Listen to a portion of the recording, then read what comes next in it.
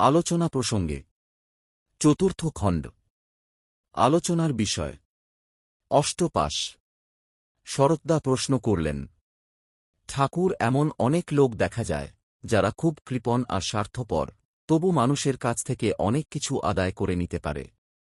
আবার কিছু লোক আছে যারা মানুষের জন্য অনেক করে, কিন্তু নিজের দরকারের সময় মুখ ফুটে চাইতেই পারে না। শ্রী শ্রী ঠাকুর বললেন, যারা কৃপণ আর স্বার্থপর তারা কখনো সত্যিকারের ভালোবাসা বা সমর্থন পায় না। আর যারা মানুষকে ভালোবেসে কিছু দিতে পারে না, তারা মানুষের কাছ থেকে বেশিদিন কিছু পাবে না। মানুষ ধীরে ধীরে দূরে সরে যায়।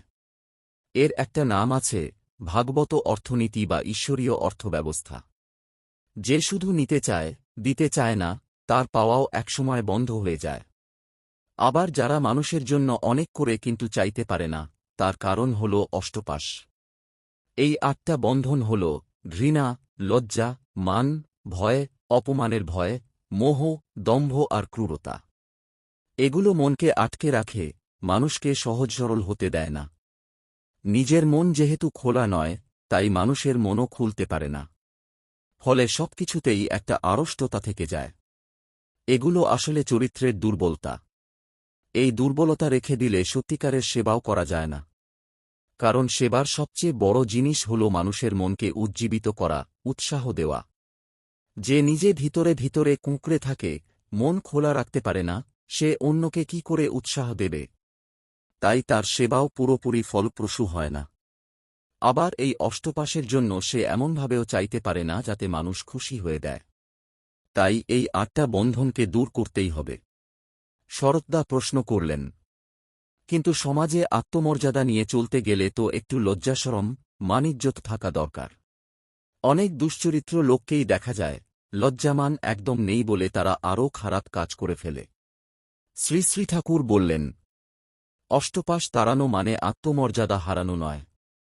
সত্যিকারের আত্মমর্যাদা মানে দুর্বলতাকে প্রশ্রয় না দেওয়া, বাপ ঠাকুরদার গৌরবকে মনে জাগিয়ে রাখা, তাদের সম্মান যাতে নষ্ট না হয় সেই লজ্জাঘৃণা অপমানবোধ থাকা। এগুলো মানুষের ভালো সংস্কারের চিহ্ন। অষ্টপাশ তাড়ানো মানে এই ভালো গুণগুলো ফেলে দেওয়া নয়। তাহলে তো আপনি দাঁড়াবেনই না কোথাও। যদি কেউ ব্রাহ্মণকে প্রণাম করতে লজ্জা পান, তাহলে সেটা তার আত্মমর্যাদা বা বংশের গৌরবের পরিচয় নয়। বরং এটা দেখায় যে তিনি নিজের পরিবারের সেই পুরনো গুণটি থেকে সরে গেছেন, যে গুণটা হল দেবতা ও ব্রাহ্মণের প্রতি ভক্তিশ্রদ্ধা। মানুষের সেবা করতে গেলে সবার আগে নিজের চরিত্র গড়ে তুলতে হয়। একটা সজীব, ইষ্টভক্ত, কর্মঠ, সংযমী ও সফল জীবনের উদাহরণ মানুষের সামনে তুলে ধরার চেয়ে বড় সেবা আর নেই। একেই বলে ধার্মিক জীবনযাপন। যেখানে এমন ধার্মিক চলন আছে, সেখানকার পরিবেশটাই আপনা আপনি ধর্মময় হয়ে ওঠে। তবে সব সময় আগাছা পরিষ্কার করার জন্য সতর্ক থাকতে হয়। শরৎদা প্রশ্ন করলেন, ঠাকুর, আপনি আগাছা সাফ করা বলতে ঠিক কি বোঝেন? শ্রী শ্রী ঠাকুর বললেন, যেখানেই সৎ কিছু মাথা তুলতে চায়, সেখানেই অসৎ তার ওপর ঝাঁপিয়ে পড়ে, তাকে শেষ করে দিতে চায়। তাই অসৎ যাতে সৎকে হারিয়ে দিতে না পারে, তার জন্য দুটো পথ আছে, হয় তাকে নিয়ন্ত্রণে রাখতে হবে, নয়তো তার শক্তি কেড়ে নিতে হবে। রোগকে যেমন বাড়তে দিলে সে শরীরের জোর কেড়ে নেয়, ঠিক তেমনি খারাপ কিছুকে অঙ্কুরেই না মেরে ফেললে পরে তা হাতের বাইরে চলে যায়। খারাপ মানে খারাপ প্রবৃত্তি, খারাপ কাজের প্রতি ঝোঁক। নিজের মধ্যে যেমন খারাপকে ছাড় দেওয়া চলবে না, অন্যের মধ্যেও তেমনি রেহাই দেওয়া উচিত নয়। যদি এই সতর্কতা না রাখেন, হুঁশ না থাকে, তাহলে হঠাৎ আক্রমণ এসে আপনাকে ধ্বংস করে দেবে। সৎ জিনিসকে যেমন সক্রিয়ভাবে লালন করতে হয়, তেমনি অসৎ জিনিসকে বিনা বাধায় দূর করতে হয়। এই দুটোর একটাতেও যদি গাফিলতি করেন বা প্রস্তুতি শিথিল করেন, তাহলে তার মাসুল দিতেই হবে। উদাহরণ দিই। ধরুন কয়েক বছর পরে যুদ্ধ বন্ধ হয়ে গেল।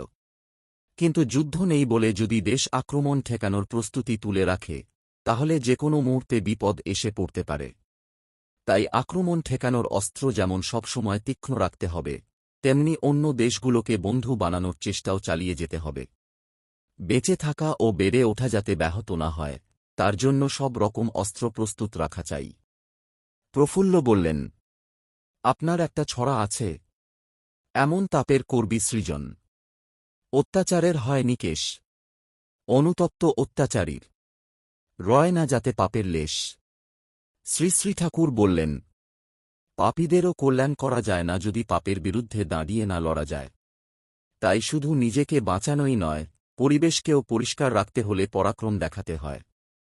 আর সেটা করতে হবে ঠিক সময়ে। যে কাজ যখন করার তখনই না করলে পরে 10 গুণ চেষ্টা করলেও দুঃখের শেষ থাকে না। আমি যেসব কাজের কথা তোমাদের বলছি, এখনই তড়িঘড়ি না করলে সময় পার হয়ে গেলে 10 গুণ করেও বিপদ ঠেকাতে পারবে না। এখানে লোক খুব তাড়াতাড়ি এনে ফেলো। আর স্বস্তিসেবকের কথা যা বলেছি, কয়েক লক্ষ লোক জোগাড় করে ফেলো। সেবার বন্যা ডেকে দাও। একজন মানুষও যেন কোনো দিক থেকে খাটো না থাকে, না ভিতরে না বাইরে। সবাইকে টেনে লম্বা করে দাও।